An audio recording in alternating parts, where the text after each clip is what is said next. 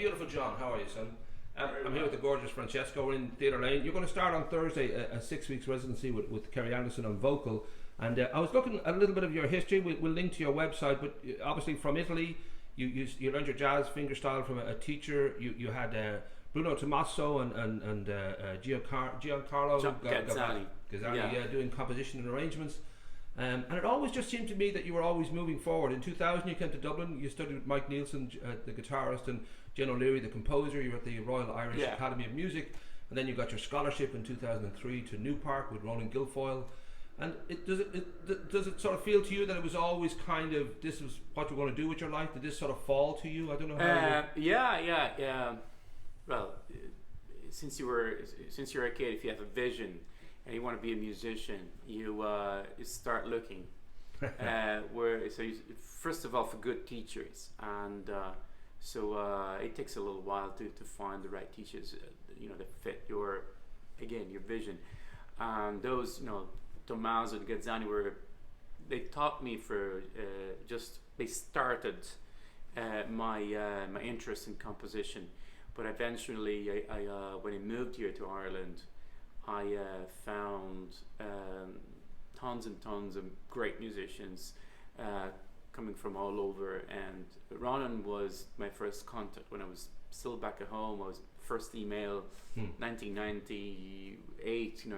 Email was just there anyway, and so I found that he was an international musician with an international reputation. So it felt good to stay as close as possible to him, Mike Nielsen, who had a trio with him, and eventually the scholarship that I got wasn't for a full tuition, but it was for a composition course that he I think was the first or second year he was teaching it. Now it's part of the New Park now DCU curriculum, and so I'm very honored and glad and honored that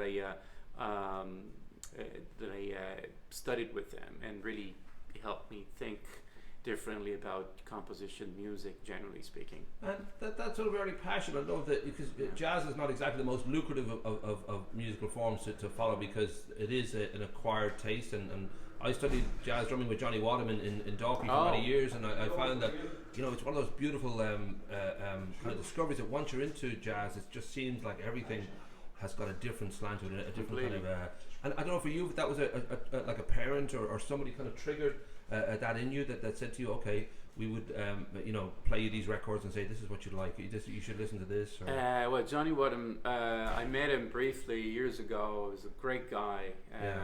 He was he had just met me in JJ's, and he started to explain to me the tunes they were playing, how they were playing, how to approach different meters, and was very, very, very nice guy.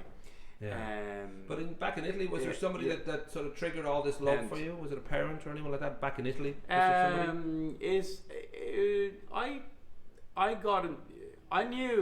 think altogether I was in the Boy Scouts. And it was very popular to play the guitar. Right. And the songs the people would be singing wouldn't be my kind of thing. So I knew that I wanted to explore the guitar a little bit in a different direction. So I remember in a music shop, a jazz guitar. It was green, terrible color for a jazz guitar. But something taught me that I wanted to head in that direction. So I found somebody who started to teach me blues scales, to teach me about Charlie Parker, and for the first time.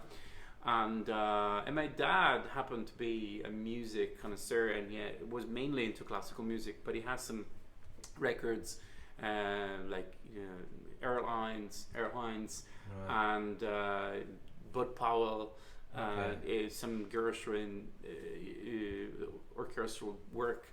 So I got introduced to music through him. Right. There's tons of music, of course, but for some reason I found that life brought me here to Ireland, to get involved in the music Well, scene here. I think the green guitar was a sign that you're going to end up in Ireland. I think that was just a sign from the gods that this is where you'll end up. That you're going to go somewhere green. If you stick with if you're attracted to a green guitar, that's it. You must have some kind of determination. Now I should ask too that with the upcoming Thursday night residency here in Theatre Lane, you're going to be playing with Kerry Anderson. What sort of music would people expect? I'm guessing some solid jazz standards that's a good question. We're chatting about this very topic the other day while we were rehearsing with Kerry, and we'll be mainly doing songs from the American songbook. Well, jazz musicians call them standards, but we're trying to combine artistry with something that people who are not really jazz connoisseur can understand, can relate to, while of course taking advantage of the beautiful atmosphere and design of the it looks like a theater actually or a club. It will be in the background, of course, but there will be a bite, I would say. If you're looking just for the the background music, and it is something that a little bit beyond, probably, with more personality. So if you can, I think we're trying to be ourselves while connecting with other people. Rock and roll, rock and jazz. I do think that there is a need almost to be, from Radiohead to Miles Davis. There's always a need for that kind of some little grit in the music, just to genuinely have a human sense of who's behind this and who's creating it. Exactly. And if the worst thing you can do is go full bland, because it means nothing. Yeah. Well, Miles also was coming from lived in a very, very important moment where black people started to build confidence over white people, and so he would say, even he would criticize even Louis Armstrong. He would say he would play Uncle Tom to get work. It was a lot more uncompromising, and that was perceived as a strong leadership quality. People respect it for that. I think Miles and jazz, I think it's always music that represents the other. It's like an alternative. It's like another way of thinking, and it often represents people who feel, and quite proudly, on the outside of maybe the norm. They have no desire to conform to stereotypes, and they're always searching and always looking for something that will be new and exciting to them and to people who listen. Of course. I think Miles would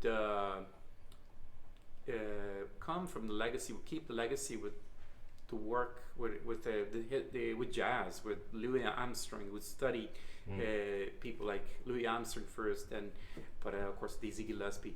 And music is big. There's so much. There's European music, there's Indian music, there's jazz for American music, there's Creole music, South American music. So he knew, he was curious about doing something new, something fresh, not sticking to the status quo. Which is like pretty boring. That's why I think what the core of jazz music is like.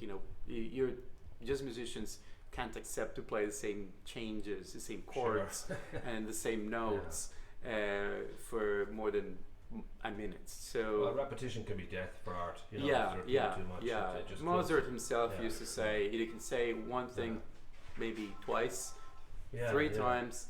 And then you have to move forward. You have to say something else. Yeah. Now I think hopefully I was hoping you might be able to play a little bit of something before we wrap up. So I don't know if you have anything you'd like to. Again, it's a jazz standard that I've played so many times. It's called Stella by Starlight. You probably have heard it in many American movies from the 50s. Even Frank Sinatra sang it. But this is probably a different thing. Rock and roll. Thank you.